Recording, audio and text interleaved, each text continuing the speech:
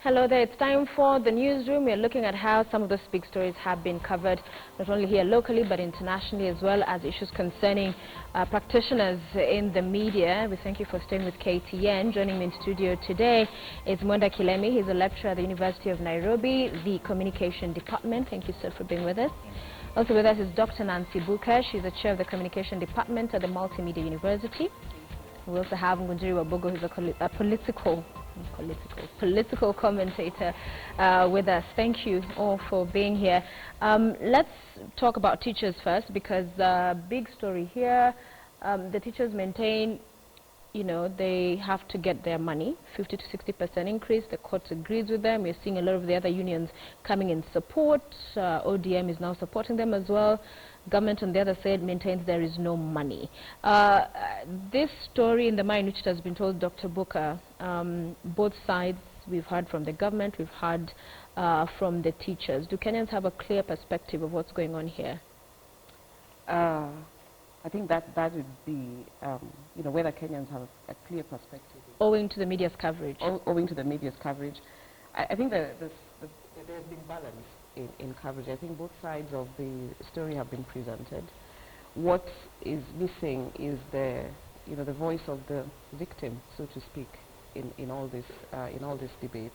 It was interesting watching, I think, one of the stations last evening, and the Sosion was on set, and the key question is, where does this leave, the children? That question really has not been tackled. And again, not all children, but children of the children that go to public schools, and what this actually means for them.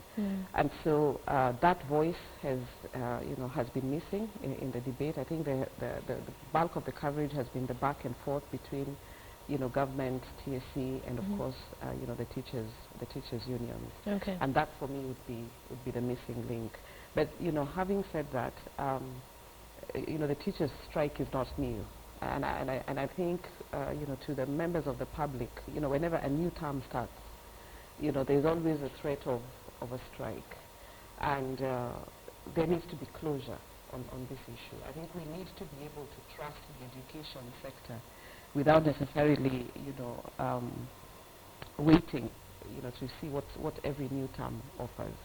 And the kind of coverage that then we may need to see is an investigation, more or less on the education sector in this country, and how how teachers have been remunerated in the past, and maybe a comparative analysis of how this is done in other countries, and why we don't hear of all these strikes across the region, or even in the continent, as we do within the Kenyan education sector. Yeah. So the government throughout has been painted negatively, at least in as far as they look like the bad guy in a corner alone, and everybody else does not appear to understand what is driving the thinking. The government says there is no money. Is that fair coverage? There's a part of this conversation that nobody is saying. No politician is going to go against the teachers on this one, whether they are right or wrong. Nobody is going to stand up and say that maybe you actually need to reconsider whether we can afford this amount of money. There's no politician who's going to say that. Why? Because you're facing up to a union of 250, 300,000 people. This is a union that can destroy you, that can destroy a politician anywhere in the country.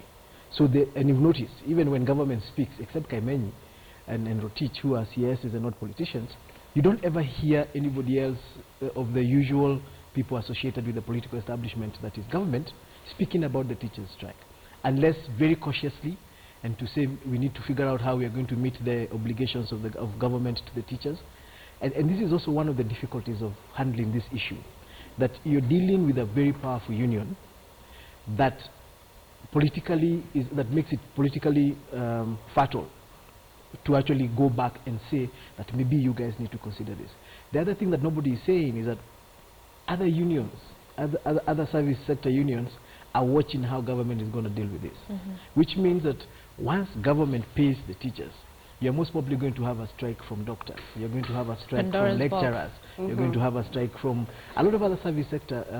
And I think this is one of the things that the government is scared about. That yes, so we're going to pay the doctors, and once we pay the doctors, We're going to have a strike from another essential service provider, and we're going to have to deal with that one as well, and they'll have formed a precedent. But I think the challenge of this conversation is the lack of a political balanced conversation on it. And a lot of that has everything to do with the fear that politicians have of going against the teachers' union. But then, but also there's something that my colleague said about the issue of us getting closure on this. It's true. Over the last close to decade, we've had the threat of teacher strikes hanging over us every year, and it's actually towards the end of the year, which is the most like a prime time because of exams. If you're going to negotiate, best time for a strike. Exactly. If you're going to negotiate, this is the time to actually. I mean, everybody's up, has got their back on the wall. Stakes are high. But I think the lack of a conversation about what is happening to the students is a major failure from the media fraternity. Okay. The media seems very concerned on the two sides of this conversation, but this conversation has three sides. It's got the government side, it's got the teacher side, and then it's got the pupils and the parent side. We haven't had a parent speaking about it. I had Sosion ask that question yesterday, and he said, but teachers are also parents, which is a fact. But then also, when they wear their parents' hat, when the teacher wears the parents' hat, it will be interesting to hear what they think about this particular time. And is this the best time to actually have a strike? Yeah. But again, coming back to the point about politics, this is a very very delicate issue for anybody involved in politics to discuss. So, Kilemi, there are those who look at this, you know, in terms of our coverage, that as the two have said, on one side you have the government and the TSC, and this other side you have the teachers. So they're facing off, and then watching, as a cartoon, we were, I think it was one of the dailies yesterday, has the parents somewhere, you know, completely detached, not seen in this conversation, and the students as well. Do you share that sentiment? I actually think that the TSC is getting great coverage. I think the media is a bit biased towards their side, because, sorry, not the TSCs, the unions, because the argument that they're the worst paid is not true, but they've managed to convince us that's the case. Yeah, because government says if they get this increment, they'll go above the normal for public servants. Yeah. In addition, nobody is still asking, we are pumping so much money into education. Where's our money going? It's fair for them to ask for more money, but our students are performing worse than ever. So why is that happening, and they're getting so much money already? So before we give them more money, shouldn't we evaluate how well they're using the money they have already? And that's a whole look at the entire education sector. As our colleagues have just said now, the politics behind it will mean many people will be afraid of taking on those hard questions. Those teachers. But the president needs to bite the bullet and just take them on, because this has been coming for a while, and if it's not going to be this fight, there will be another one later on. So there needs to be a definite end to this, and somebody has to come out definitely as a winner, somebody has to come out as a loser, and then we move on. Yeah. Buka, do you see a situation where next year we'll have another story about a strike come third term? Because, I mean, it has been perennial. Almost you could have a standard script so that as a journalist you just, you know, remove from the shelf and say, okay, let's change dates and run it. I mean, unless the matter is resolved, then we are likely to see this, you know, happening. And I think for me, you know, one of the questions that I keep asking myself is, you know, we've had teacher strikes that have lasted a month, you know, 2 weeks, a month. And, you know, as a teacher, I know what it means, you know, when my students miss a week of class. And this is at the university level. Now, the question is, you know, what is it that happens? I know that oftentimes when a resolution has been found, you know, the union will come on and say, yes, the teachers will come together and they will, you know, fulfill the obligations in terms of coverage of the syllabus and so on and so forth. Whether this is actually done, you know, that really hasn't been told. And the amount of time that then students spend away, you know, from school vis-a-vis what they're supposed to have covered, could this be contributing to some of the problems that, you know, that we then see in the education sector, you know, to raise the questions about, you know, the high failure rate? And of course, for me, you know, the disadvantage of the students who go to public schools, for those, their private counterparts are in school. So what does this mean for the ordinary mwananchi, who relies on that public school, to be able to make a difference in the lives of their child? I think that imbalance really, for me, is a huge concern that we would, that I think the media needs to talk about. I'm looking forward to, sitting down one evening and watching parents, on sets, talking about what it actually means when, their children are not in school, and what this portends for them in terms of the future of the education of their children. So that has been missing. Yeah, so would you know perspective in terms of right now it's all about the strike and the demands and counter demands or positions on either side, and not what the education sector is like in Kenya? Because you look at, whether it's how we are performing, you hear class 1 can't do this, can't read, can't calculate, absentee teachers as well, they have other side gigs. So there needs to be a fuller picture painted in as far as, fine, they want money, but also this is what they'll be doing with this money. I think, yes, and that's also, again, the complication that we are seeing, dealing with a political powerhouse that is a service deliverer. Because, see, you'd expect that the negotiation that would be going on is that, okay, we want more money, and to get more money, we're going to do these are our performance indicators. But you see, that's not what happens. So you have a conversation from the union about we want more money, but then there's no balanced conversation on the other side based on, okay, so we give you more money and get what? And again, I keep coming back to the part where I think the political establishment needs to step up and appreciate that we are dealing with the masses here. We are dealing with the people who are completely unable to, how do I put this? The children who are not in school are from public schools, primarily, actually. Essentially, the middle class is watching. Why? Because their children are in school. The Kenyan middle class never gets involved in this conversation. And those are people who are doing these interviews. So even the media is not seeking out these other parents who ordinarily are not. So even when the media talks to a parent, more often than not, that's a parent whose child is not in public school. It's a child it's a parent whose child is already in some private school somewhere. So we haven't had from the mama mboga whose child leaves home, most probably without having eaten breakfast, to walk to school and find the teachers are not there. I saw a picture in one of the newspapers where children were playing on the grass. The children don't have sweaters and tucked shirts. You can tell. And now this is the group of people that are actually suffering. Now this child, the only way this child can ever move from that level of that status is through education. And what you're telling this child is that he doesn't even have that opportunity now, because he cannot compete with his peers who are in private schools. He's going to do the same exam. And then he's going to compete for the same spaces on secondary school. And then he's going to compete for the same spaces in university. And then he's going to come to the job market and compete with children who went to school. So what we are actually seeing, what we are seeing every month, every 2 months that we lose every year in terms of children not going to school, is an effect on that child that is going to be felt throughout his life. Okay. And nobody's speaking about that. The irony of it all is that a lot of these teachers have their kids in private schools, so they're not suffering. Life's going on for them. So, as he said, the poor are the ones who are really suffering, and you're right, more needs to be done to see. So what would you want to see going forward from today? Coverage, newspapers, radio, television? I'd like to see what the parents are saying, what the students are doing. Some of these schools, students are actually teaching themselves, and so there are many positive stories that are coming out as well. We can also look at a critical look at the private school industry in the country. Often when we talk about it in a negative light. So maybe there are some positives, the pressures are released from public school, things like those.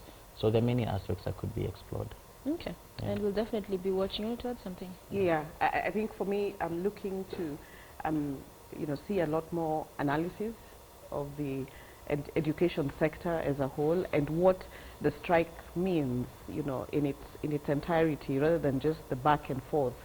Listening to one of the radio stations this morning, the CS is saying teachers, should go to school and teach.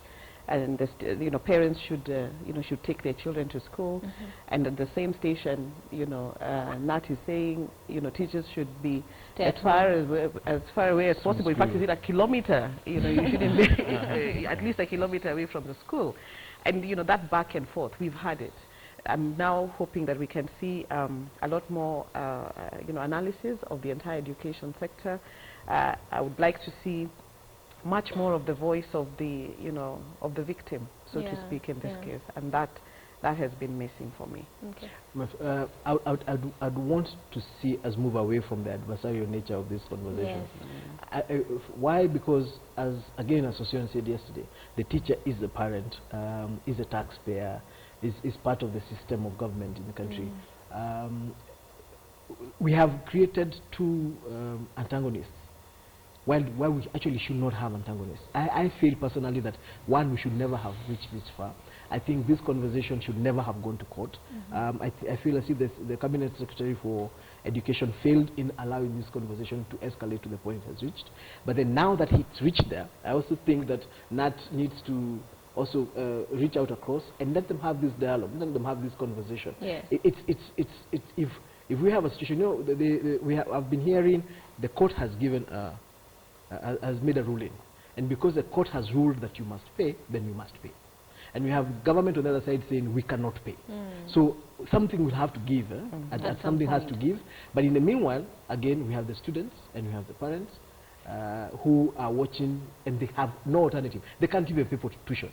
Unlike most of the others, where other children would actually be going on for tuition now, the people whose children are affected by this strike can't even afford private tuition as they wait for the strike to go on. In addition, one other thing that nobody's talking about is the actual Supreme Court ruling.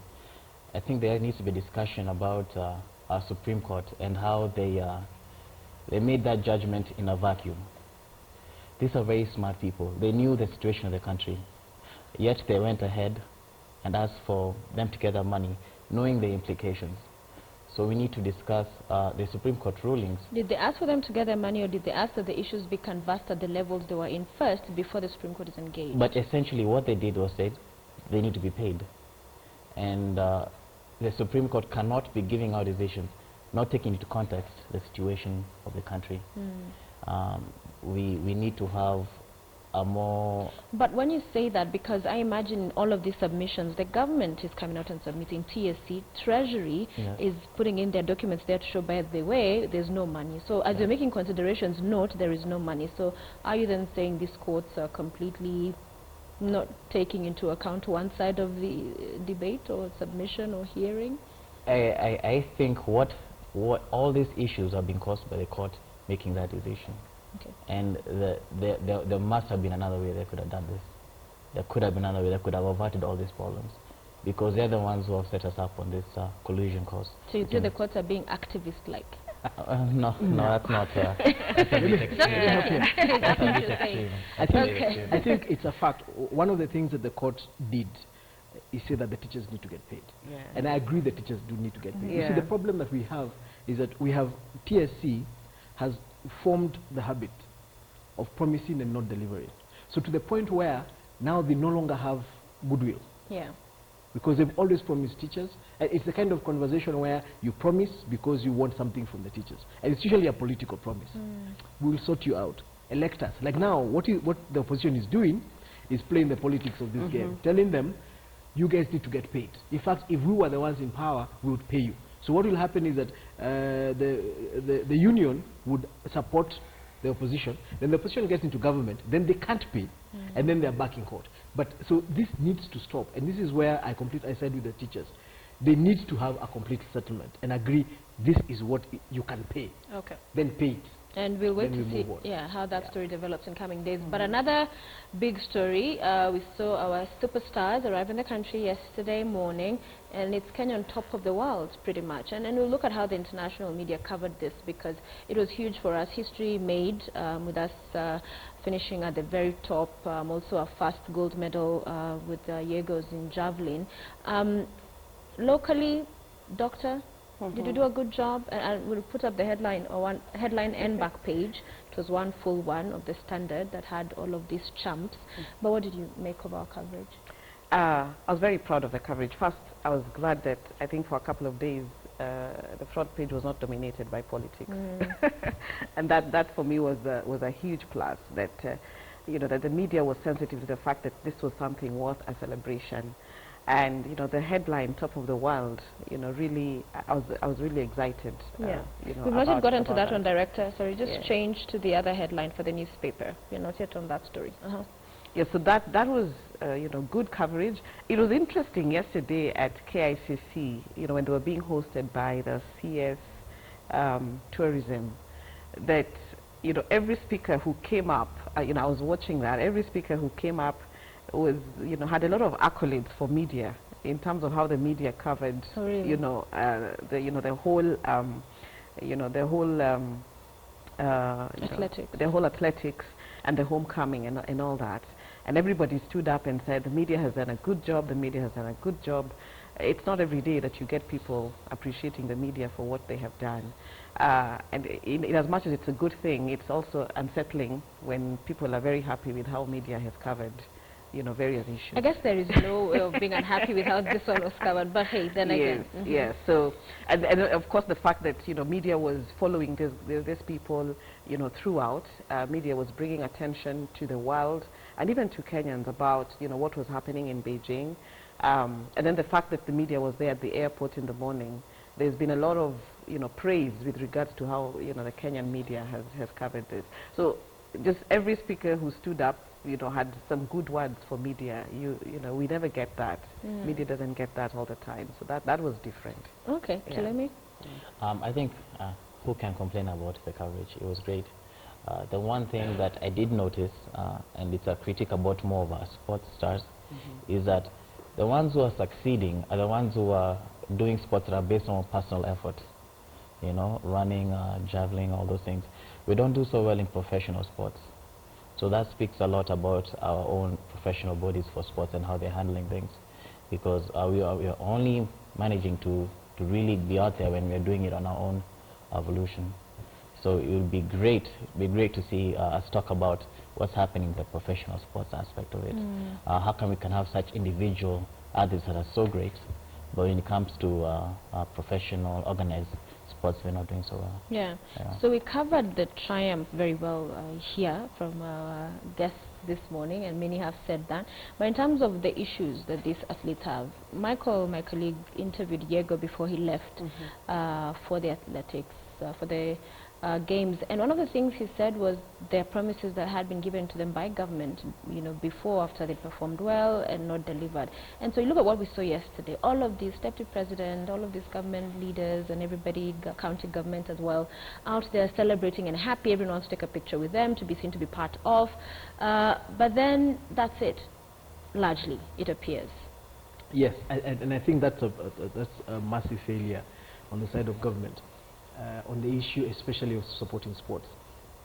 One of the things that's not spoken about is that we don't see this when they're leaving. We only see this when they're coming back. Yeah. And we only see this when they win, when they come back. And of course, I know there's an African saying that, actually it's even in the Bible, that nobody wants to hang out with you when you're losing. But when you win, everybody wants to own you. Is it African or just human nature? It's human nature, but I think with us, you see, what tends to happen with us, we have allowed sports to be a side event that only gets mainstreamed when you win, and then gets taken back into a side event again. Because what's going to happen is that by tomorrow, even you media guys won't be covering this story anymore. Nobody's going to tell us what's going to happen to Yego when he goes home. We're not going to follow Yego as a personality worth following. We're going to follow the gold medal that has come, and as soon as we have seen it, he's going to go and put it in a shelf, and that story is dead. Nobody's going to tell us about how he got where he got. Well, Nobody's you know going to about tell us. YouTube. But you see, the thing about Diego is because he became a celeb because of the YouTube story. But then, what about the other 6 gold medalists? What do we know about them? Where did they come from? How did they get to the point where they could win a gold medal in an international competition? What story of their lives do we know? And then what story of their lives are we going to know about them after this? Is the media going to actually build? Are we going to have, you know, the kind of human stories we see about politicians? Are we going to have that kind of human story about any of these gold medalists? coming from the media house. But or they even have the been silver some, medalist. though. They have Sorry? been There's some. been some. They do those stories. Yeah. Yes, but see, what I'm talking about is we have four. What somebody was saying, every newspaper has 4 pages of that's usually dedicated to sports. It's a kind of thing that shapes the country. What my lesson from watching the coverage of the winners in this particular session is what the media, the kind of effect that media has in shaping the direction of where the public is looking at on issues. So for 2 days we were talking about being on top of the world. Now after that we're going to go back into talking about something different. But the people who are representing us and who are putting us on top of the world, we never get to see them until they win. That's the only concern I have about how media covers this. Okay. Maybe I'm being unfair, but Yes. it would be because you want to encourage. It's an individual effort. You want to encourage a lot of other people who can run, a lot of people who are running without shoes in up country to think that, you know what, so and so won a gold medal. He ran like this. If we had a lot more of those stories, we So you might think it actually have shouldn't a be lot more. superficial as just the win and we have the It's goal? not superficial. It It doesn't look needs to be- superficial. Okay. It's genuine. It's what we are seeing is genuine. Okay. It's just short term. Short term. There needs to be more. Yes. Yeah, I think I think I understand where he's coming from, because for the last couple of days, you know, athletics has dominated the front pages of newspapers, which we rarely see other times, and it's all a question of, you know, how we prime, you know, sports issues that oftentimes they're relegated at, you know, at the end, and those are pages that are essentially dedicated for sports in all media houses. Even within a news bulletin, you know, sports comes at the tail end, and the question then should be, you know, after this coverage of, you know, the success and the homecoming, are we still going to have, you know, to prime, you know, sports issues? And not just athletics in this case, but, you know, the entire sports fraternity and the kind of challenges that, you know, some of these people have to get to where, you know, they have been to. Listening to what's his name, the you know, the chairman, is it Kiplagat? Okay. Kiplagat. Yeah. Yeah. Listening to him, listening to him yesterday, talking about the challenges that he has had to get this team, you know, for the is it 40 years that he's been, you know, in the federation, you know, the kind of challenges that he's had to overcome and the struggles that they have had over the last couple of years. And, you know, for many of us, when we see the success story, we don't know what's the backstory behind this success. Not just even from the individual athlete's point of view, but from the entire, you know, sports fraternity. And I think what we are missing, and that's what my colleague is talking about, that beyond this, there are certain issues that touch on sports and athletics that would still make headlines and that need to make headlines that we do not look at. And for many of us, I personally read sports only when I see it on the front page, because I don't I don't attend to it when it's at the back. You know, chances of it being ignored when it's back there are very high. But then there are certain issues that then need to be brought to bear, you know, and given prominence, just like we give other issues, you know, when they need to be need to be discussed. You talk about one of the issues that usually, you know, around this particular sport. So as we were on top of the world celebrating our coverage being all positive and exciting, CNN had a different headline, or rather coverage of it, and there were a few people who at the time thought that haven't they learned lessons after a hot bed, they should be focusing on Kenya being on top of the world. So what was interesting that CNN, and you can put that up when you have it, was talking about the 2 athletes that tested positive for doping, and there you have it, Kenyan athletes test positive for doping. So these are the time that everybody else was talking about Kenya on top of the world. So CNN hasn't learned lessons, or CNN is covering what truly there were 2 Kenyans that tested positive. But yeah. There have been, there's a book that was released about a month ago by a writer, I think his name is David Epstein. He was talking about the massive doping that goes on in Kenyan sports, and he was looking particularly at running. So this is an issue they've been covering. For the West, it's a bit confusing for them, because they spend millions on sports, and yet we have a country that is a third world country that's coming up and beating them in terms of the medal count. So naturally they'll try to look for holes in the story to figure out why, and doping is a very easy way to go about it. Doping is an issue that affects all countries. In fact, it affects the U.S. more than any other country. The last decade has been horrible for them when it comes to doping. Many of their most famous stars have been taken away from sports because of doping. One of the biggest stories was Gatlin versus Bolt. It was good versus evil because Gatlin was a doper. So I think it was just looking for a way of finding a hole. Yeah. Yeah, but like they can't just be this good. Who are these people? Yeah. Two of them have been found. According to statistics, Kenya is actually an outlier when it comes to doping. Yeah. We don't dope as much as other countries like Spain, Russia, a major doper. But so with that finding, then there's justification to report or a to story. understand how Yeah. well Yeah. how we're doing so well. You agree? I agree, and I wouldn't, bash CNN for that kind of coverage because, the whole world is looking at Kenya, and that's already the big story. And as a journalist, one of the things that you're trained to do is what's the other story that's not being told. And where everybody else is celebrating the success of Kenya, wait a minute, there's something that needs to be brought to bear. And that in itself, gains prominence in such an issue. Look at even when politicians are covered, when everything is going on well for them, and there is this one thing. So the concern here was that see pyramid coverage, what takes preeminence. So BBC covered the story as well, but began with Kenya on top of the world. Bottom was like, yes, there were 2 Kenyans that were found doping. CNN appeared to be the other way around, doping, and then a sentence mentioning, oh, and by the way, they are leading on the medal standing. Well, other media houses had been covering it, and so I think what they were trying to do was, give an exclusive, report. This is their exclusive, report.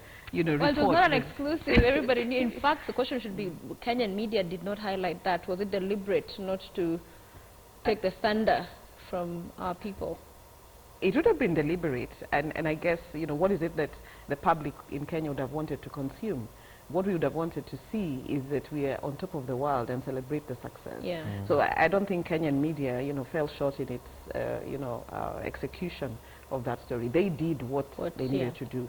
But as an international, media house, it was CNN's responsibility to do that, and they took that and ran with it. I think what it means for us is, other than just looking at that particular coverage, is ask questions about doping, some of the things that he's raising, and the sports fraternity within the country, ensuring that this doesn't happen. Is a bigger question rather than whether CNN was fair or not in this. Yeah. I think it's been very, very nice on CNN. I think first they've been running a grudge in Kenya, for lack of another word. And maybe I'm the one who's taking this personally, but I feel as if they needed to get back at us after that bashing and forcing them to apologize on the hotbed issue. And this was an interesting way of doing it. It balances back the conversation that yes, these guys are brilliant, these guys are actually powerful enough, they're refusing to give us sponsorship. We're still having a conversation about whether we were supposed to give them a check for advertising, for marketing, that we are playing around with, forcing their vice president to travel all the way to this third world country to come and apologize, and then we go and we win. All that, like who and we win, and I think come on, these guys, there must be something. As the doctor is saying, we were wrong. We were wrong. Absolutely. It was based on truth. It was not but based on you see, what they did, first and foremost, we were not wrong. 2 athletes out of a team. That's all right. Let me make a point. Let me make my point. Yeah. Let me make the point I'm trying to make. We had 7 gold medals and a lot of other medals, and a lot of athletes and a lot of sports people who are competing in that, who are in that competition. What these guys did is said, 2 Kenyans found to have tested positive for doping, is put a cloud on the entire team. Yeah. Now, you've just given the example of what happens in America. Gatlin, he just come back from a doping suspension. Yes. They didn't talk about that. They didn't say that the guy who was number 2 has recovered miraculously after a doping suspension. But that was part of the story. But that's also truth. That's also truth. Even when they were competing with Bolt, had he beaten Bolt, they would, I doubt very much they would have talked about the fact that there was still doping clouds hanging over him. Maybe he found... but also that Kenya was making history. Yes.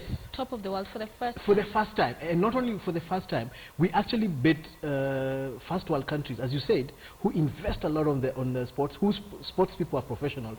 No, that wasn't a story to them. That what you're competing against the guy who won the 400 meters, which was the first time we'd ever won a 400 meters. In fact, third world countries, except now, I don't know whether you call Jamaica a third world country. Yes, I think you do. Yeah. Don't win short races because of the amount of intensity that is required to train an athlete to the point where you can actually win a short race. Even javelin. Yes, even javelin. and even javelin. But we won it, and nobody was looking at what it takes to actually win that kind of sport. So you say in a CNN third world country. ulterior motive? They were they were just biased. They were just biased. As far as I'm concerned. They need to send their VP back. Yeah. I think from a journalistic point of view, yes, you know, of course, looking at the story as a Kenyan, I felt like, oh my goodness, please don't talk about this. So, you know, why are you choosing this slant at the expense of everything else that's happening? But from a journalistic point of view, you know, what they were trying to do was balance. And that's the question. Where was the balance in that? You didn't see the other good side of that story. But I'm completely with Dr. here. And also, you know, this is nothing new. The way they paint Africa in general, we should have But isn't that what we're trying to change? Isn't that what... But it made news. I mean, we cannot wish away the fact that, you know, those two Kenyans tested positive for doping, and somebody needed to talk about it. I think we cannot always expect media to just talk about the positive things that we are doing. In terms of balance, you know, balancing, you know, our story. That is completely an argument. The question here is that they first have that history of having just this very, coming from a negative point of view. It's the context. And then well, the context. In terms of prominence, if I'm sitting down as an editor and I'm asking myself, in terms of prominence, what is it that I am going to talk about, you know, and from CNN's point of view, then that would be what they would run with. I think we should actually wear it as a badge of honor, because the fact that you're so high profile to them is big news. Yes. I mean, the fact that we're making the news like that, it's major. Sometimes that comes with bad news. What can you do? I like what you said about editor, because for an editor will look at what is bad. What bleeds, it leads. So they'll be like, or what's the difference? You know, what is it that everybody else is talking about that nobody else has talked about? As much. But then also, it's also important for us to say, like, for example, let's just use the local media. You can't have a story that every newspaper is running as positive, and you're the only guys running negative. Yes, you're cutting your own exclusive niche for that market, but then especially if you have a background of having had a fight with the person you're now depicting in negative light as your exclusive, there are going to be questions. But also, do you want to appear to have been bought such that you're not going forward? It wasn't about be being objective, bought. All the media houses. It wasn't questions. about being objective. All media houses are talking about how Kenya has But they won. didn't lie. No, they didn't lie. But you see, that's what I'm saying. Yeah. You can have a fight. For example, you might have had somebody who sued you on slander because you did a story about them, and then you had to come back and retract and say actually it was wrong. And then the next week he wins a medal, and then he beats his wife, and then the story you want to run with is that the guy beat his wife, and by the way he won a medal. What is going to happen is there are going to be people who are going to say you're getting back at what happened the first time. That's going to happen. Yeah. And I think in looking at this particular, story, we need to look at CNN's coverage of the athletics, the competition, and how it covered Kenya throughout. On this particular day, this was their top story. But we are not being objective when we don't look at what other stories did they have concerning Kenya, with regards to this competition prior to this particular story. All right, I want us to move on to another story because ICC as well, still a story that's been covered. You have the Deputy President's case ongoing and you've been following the developments there. Now you have the politicians from URP saying the other side of Jubilee is neglecting URP. They're not as enthusiastic, passionate in fighting for defending the Deputy President and his co-accused. And there's one of the politicians who even said the media as well is not also covering and giving this issue prominence, that it's getting a strip in the middle of the newspaper somewhere or a graphics or whatever. It's not as when the president as well was still facing charges at the criminal court. Your thoughts? I think the news is coming out when there are bigger news actually happening, the TSC, the athletics. As time goes by, it probably will get onto the front pages. So it's just a matter of time. It's a matter of prominence. Yeah. Oh, okay. Right now, TSC, I mean, that's the biggest issue, and the athletics was a much bigger issue than that. So the media is not sidelining the deputy president? No, no. I mean, how can we, as a deputy president? Yeah. Okay. Yeah, I would agree with Kilemi. It's not about media not giving it extensive coverage. I think the issue of the evidence now being admissible was given coverage. And beyond that, there's been very little that we can talk about. It's as Clay would say, it's a developing story. So, so we are likely to see it, make headlines when the time comes.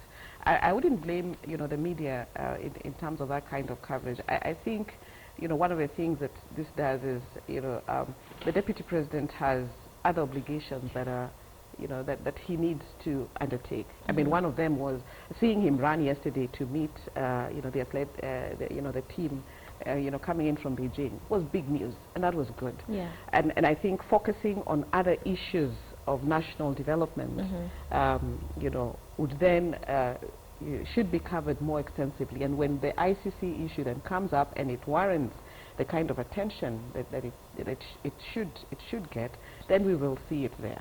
I think we want to focus, media should then focus more on other issues that are important. I mean, there were big stories coming up, in media that then would have necessitated the kind of coverage that they have at the expense of that. Okay. Yeah. You agree? No, actually.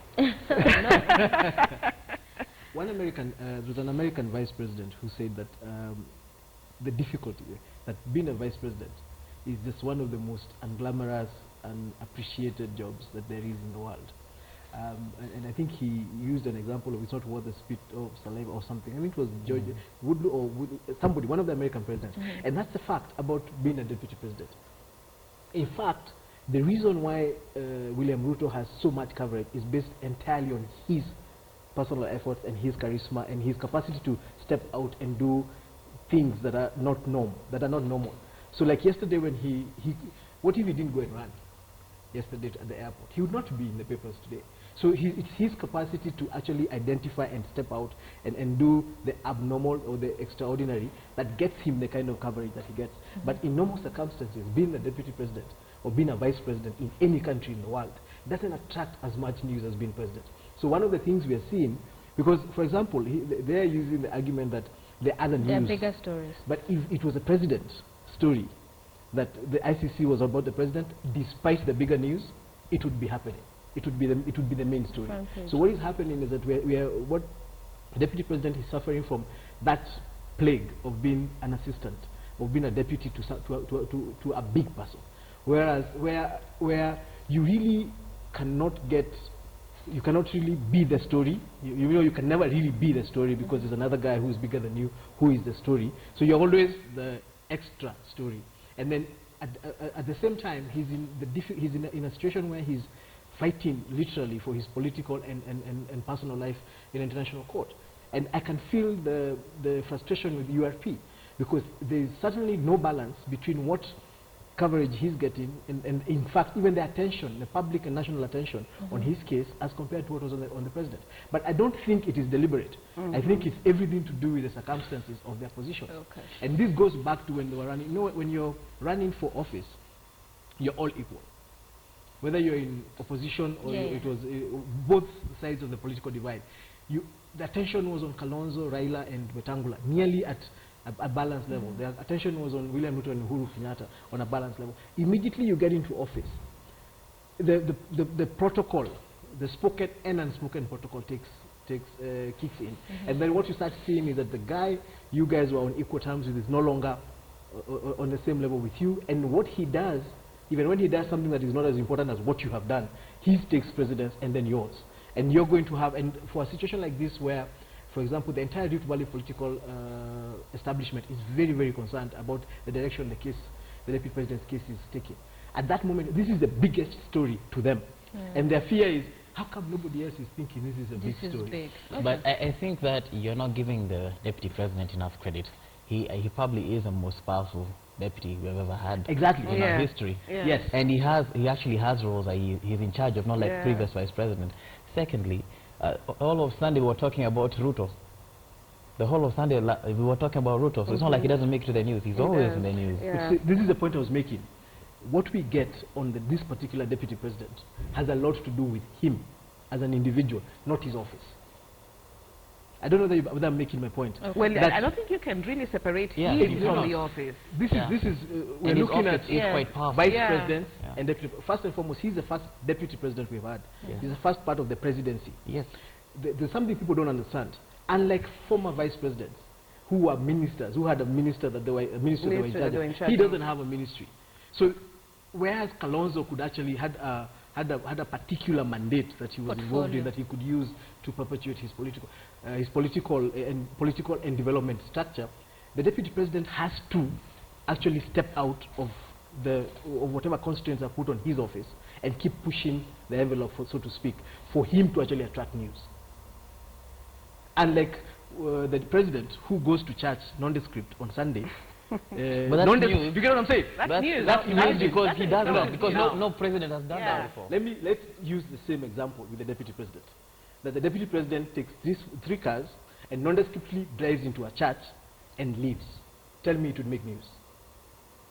Do you get my point? It depends on where he goes to Do church. you get my point? It depends on where he goes to church. Okay. So you're still disagreeing. You say no. I say no. I say naturally you can't use the president as an example because he's the president.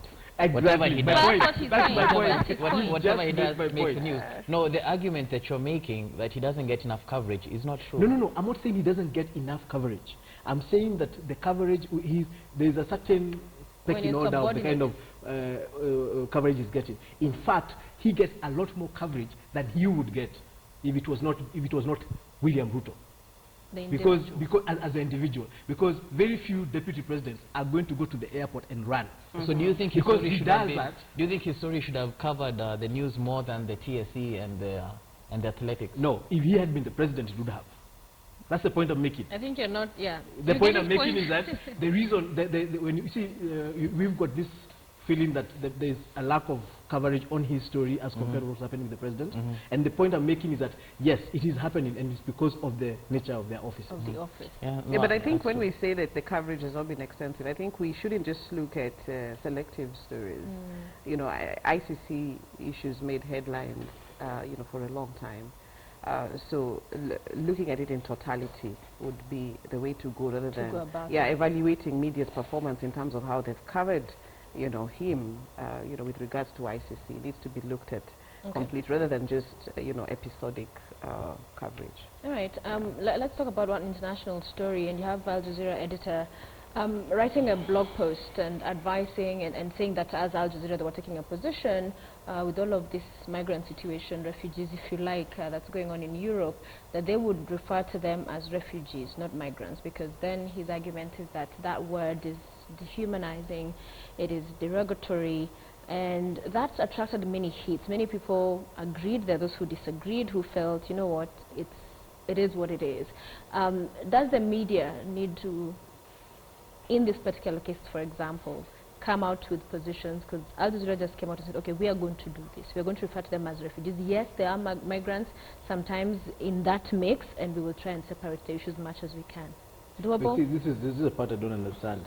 How the media decides which ones are immigrants and which ones are refugees. Yeah. And, Because those and, two and, words and mean this, different this, things, this is actually an international wordplay. When Kenya wanted to close down the refugee camp in Dadaab because of insecurity, everybody, international community, was up in arms. You cannot send refugees back to their country. The country is unsafe. You must, you know, there's a certain international expectation of you, good neighborliness, blah, blah, blah, blah, blah. These are the same countries that are actually letting guys drown in the sea. because they are immigrants. And now, that's the point, that now if you leave the target as migrant, migrant is someone who's willfully moving from their country. It's not because of any insecurity, maybe it's looking for a job or better life. But if you have refugee, then you are more welcoming. Then you're caring for this person. This is the point. This is the point. And that's why I'm saying it's a wordplay. Because with the person who has crossed over from Somalia to Kenya, because we have Somalia as a country, we've got people leaving Somalia and trying to cross over to Europe and being tagged as immigrants. So what happens? So that person, if he comes to Kenya as a refugee, but if he decides to cross over to Europe as an immigrant, same person. And that is why they want to change the narrative. In fact, I completely agree with them. In fact, I think the challenge should be to the entire media, local, international, to refer to anybody first as a refugee until proven otherwise. But let's not forget there are some people who are actually going there looking for work. Not but all at what of them, point? Not all of them are being forcefully moved out of their countries. Because a refugee is somebody who has to leave their country because they fear persecution. But some of these people are looking just for a better life. Yeah, but I think what he's saying is that, you know, until proven otherwise. How do you prove that that person is an immigrant? How do you prove that they're an immigrant? If you have 200 people in a small canoe trying to cross over from one country to another one, and then you allow them to actually watch them drown because you believe they're immigrants, how do you know they were immigrants? I think nobody spoke to them, nobody profiled them. They were actually just some bodies in the sea and they drowned and decided they were immigrants. Another side of this story that nobody is talking about enough is the fact that all this has been caused by Syria and Libya going down the drain. And this was caused by European and American intervention. Yet the same people were saying, now don't come to our countries, even though they're the ones who have caused this thing to happen. And the irony of it all is that European countries are in need of labor. If it was about immigration, they're in need of labor. They have an aging population, and they have people who could do that work if they don't want to allow them to come in. So I mean, there's so many angles of this that are not being covered the right way. So it is when you see then the media come out and be deliberate in this kind of coverage terminology that maybe will attract the rest of the country, of the world, to be sincere and open about what the real issues are. In fact, it goes a bit further than that. My fundamental irony of this story is, you know, like listening to Donald Trump talk about immigrants, and his dad was an immigrant, his mom was an immigrant, his wives are immigrants. And nobody in the media actually goes into that. So they cover the fact that they cover the sensationalism of him saying he's going to kick out immigrants without anybody saying that, boss. Wait a minute. I think it's a type of immigrants that they're talking about, and they don't want to come out and say it. Yes, because illegal. No, it's where you're coming from. Yeah, it's where you're coming from. They don't want to sound racist. But it's where you're coming from. But the issue is, you can come in from Mexico, even that's a bit of a problem. You can come in from Scotland, you can come in from Germany, Europe, you can come in from Europe, that's fine. But don't come from Mexico, Africa. I mean, that we have a problem with. And that's what media is not trying to dig into. And say, look, so the immigrants are from Africa and refugees are within Africa or from the neighboring countries. Because, for example, this guy called, this guy of WikiLeaks, Assange, he crossed over to Russia as a refugee, but America doesn't consider him a refugee. You get the argument around his story is not that he's a refugee. So those are the things that I would wish media would actually spend. I mean, they're going to tell us that their work is to cover news, but then if they're going to dig in a story, they're going to build up the narrative of immigrants on one story. It would be interesting to see you build it up on another story. And I think media, I mean, in terms of media taking a position and saying this is how we're going to do, we have seen instances where media has taken positions on various issues in the past, and so, you know, I would agree with Al Jazeera on that. Because it is argued that one of the reporters came and asked, so there's this story, and I've had us report on, sometimes you hear refugees, sometimes migrants, so what is the position, you know? And so I guess a good thing. It's a good thing. So I hope we're going to see you guys talking about refugees. Yes, I was about to ask, so in our case, what is it we need to be clear about? Anybody who is trying to cross over to another country is first and foremost a refugee until proven. And who does the proving? Well, the mechanisms that need to be put in place, you know, to profile these people and, you know, investigate. You know, and they are, to be fair to Europe, they are attempting to do that right now.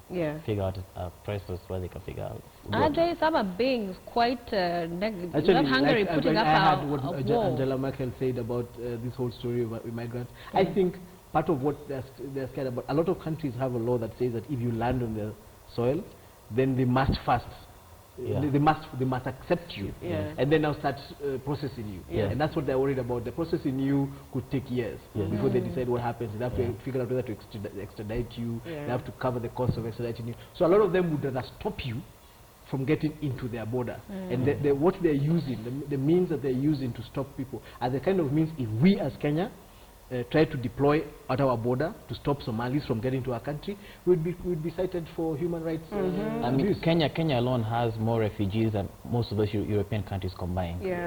So I mean, but they're okay with us guys having they're refugees okay with like us, those, but they can't have even a fraction of what we have in their borders. And we are the ones who are a third world country.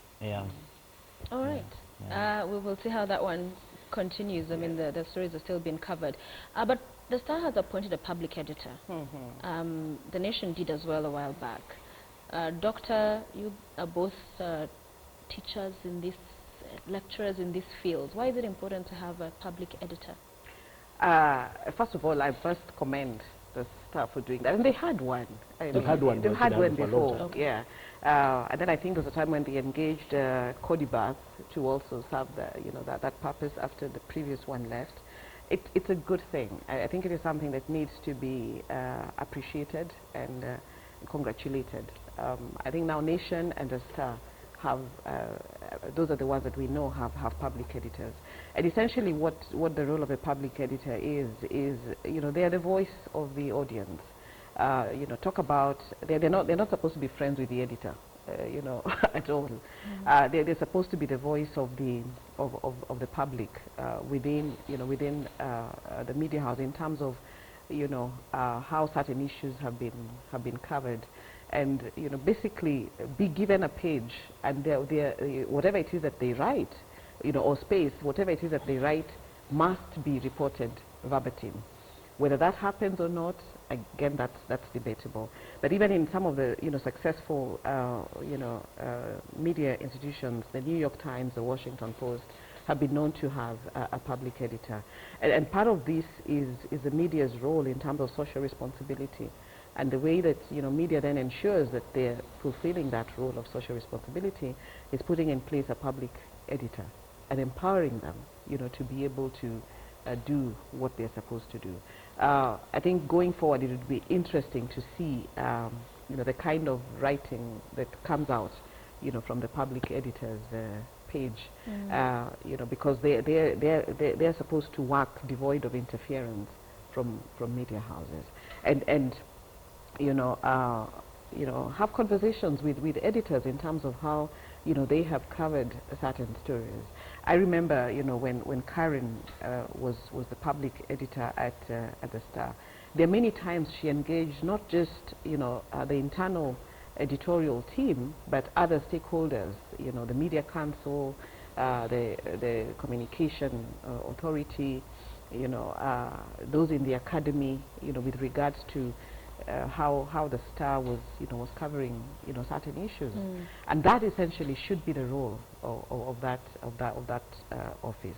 So it would be interesting, and I think it's something that needs to be appreciated.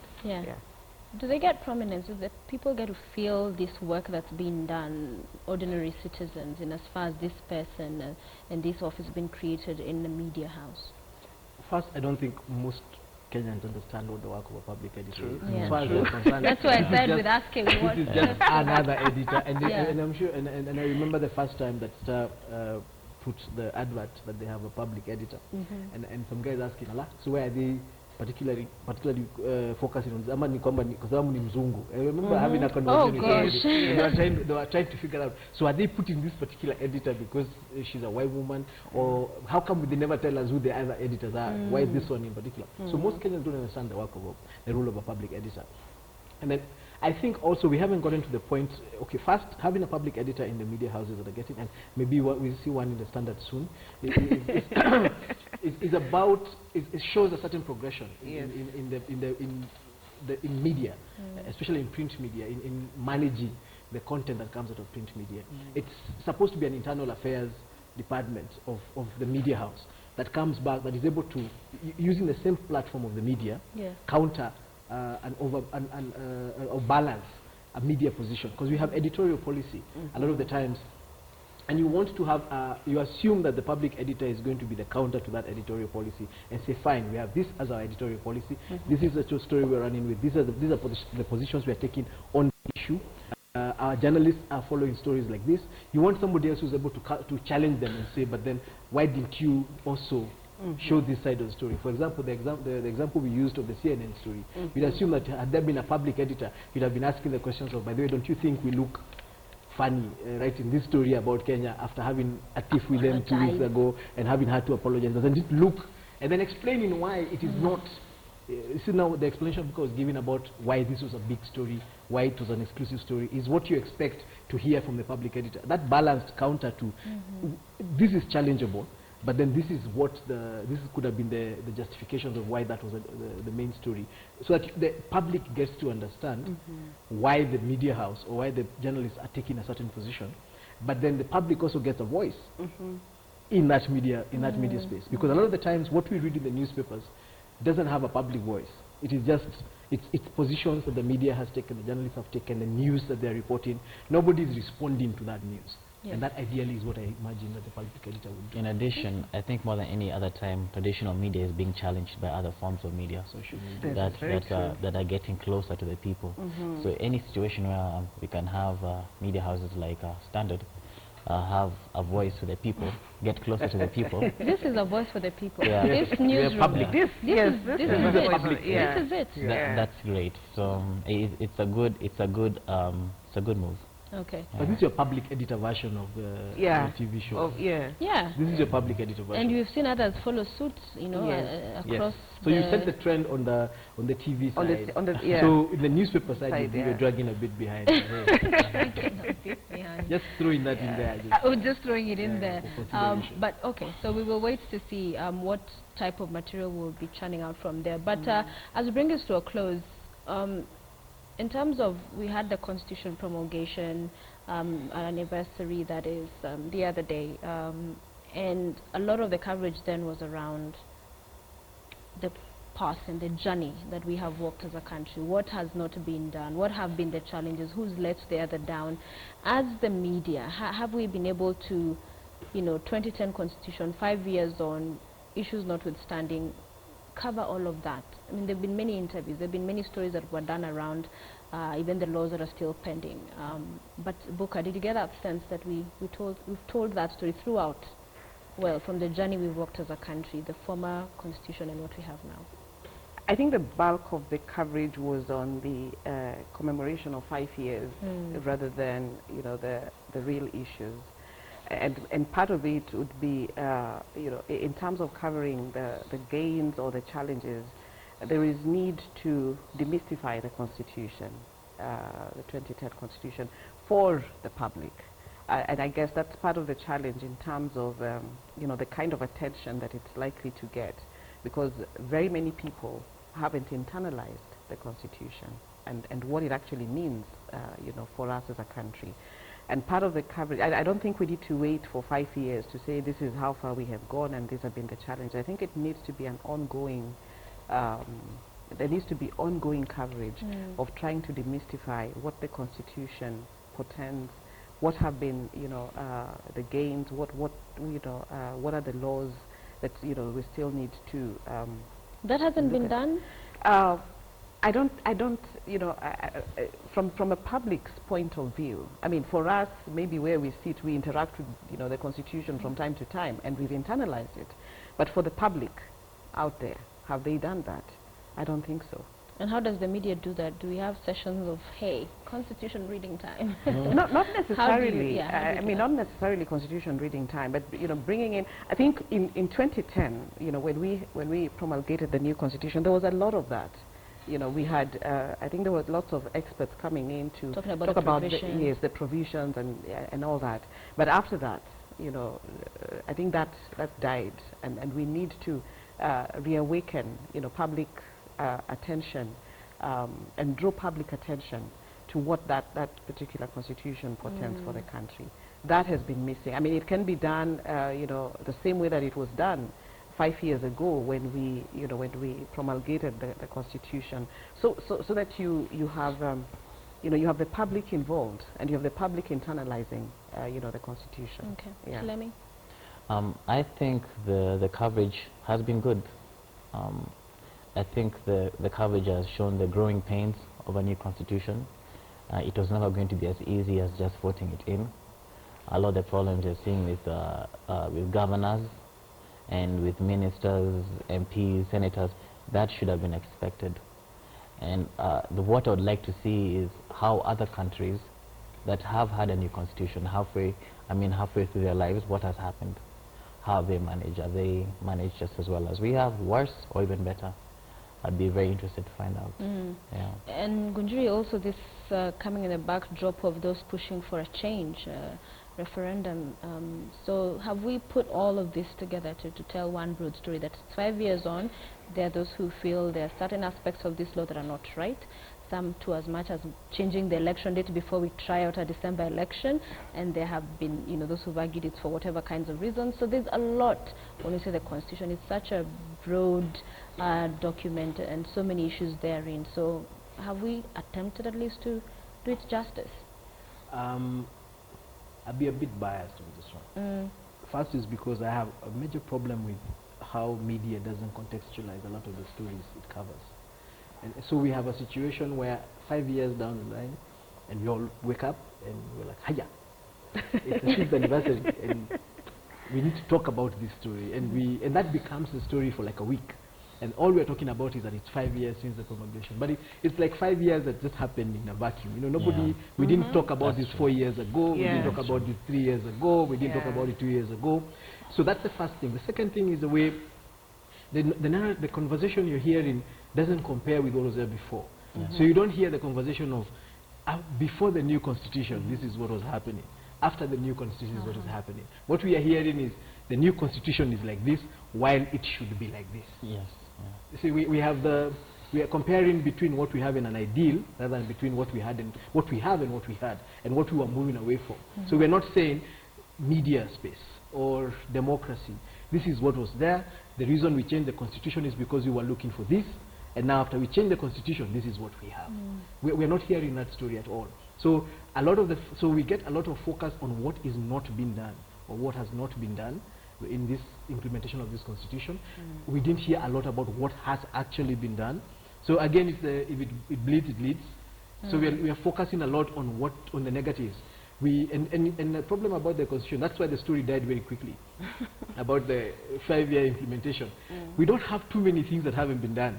So we didn't have too much to talk about. So because everybody, the CIC was saying we have a 70% implementation rate. We didn't have too many negative stories. So it died. And for me, that is my problem with how we cover a lot of these stories. Okay, we're going to wind up there. Thank you so much for joining us. Mwenda Kilemu, who's a lecturer at UON in the communication department. Dr. Nancy Booker, who's a chair. You want to say something? Communication department at the Multimedia University. And before I say, go ahead. Yes, there's somebody actually who's just thrown a point across on on Twitter about something we didn't mention about the teachers. The problem about the teachers' salary is that the politicians started by raising their salaries, and they've never justified it. So the conversation about salaries is no longer based on fact, because the politicians demanded a certain amount of money and got it. You now can't have a conversation about salary based on fact. It would be unfair to ask the teachers to do it, which is a valid point. Valid point, and thank you. A good way to wind up. Gunjuri Wambogo is a political commentator also with us, and that's the newsroom. We'll end it there. Thank you for watching. Stay with us. Michael Gitonga coming up next, and it's all about what's more important for men, women, physical satisfaction or emotional satisfaction. Stay tuned.